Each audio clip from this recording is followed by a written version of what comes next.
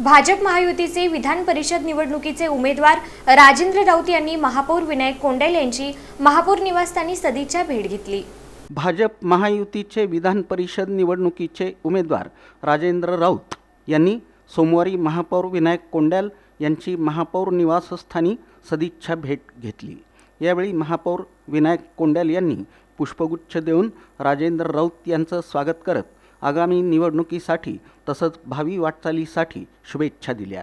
या भेटीदरम्यान विधान परिषद निवडणुकीच्या पार्श्वभूमीवर विविध विषयांवर चर्चा झाली। महापौर विनायक कोंडेल यांनी राजेंद्र राऊत यांच्या उमेदवारीचं स्वागत करत त्यांच्या विजयासाठी शुभेच्छा व्यक्त केल्या। तसंच स्थानिक स्वराज्य संस्था मतदारसंघाच्या विकासासाठी ही निवडणूक महत्त्वाची असल्याचं मतही यावेळी व्यक्त करण्यात आलं।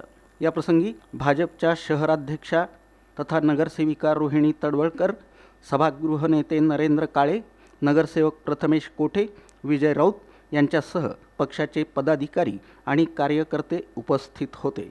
उपस्थित मान्यवरांनीही राजेंद्र राऊत यांचं अभिनंदन करून निवडणुकीसाठी शुभेच्छा दिल्या।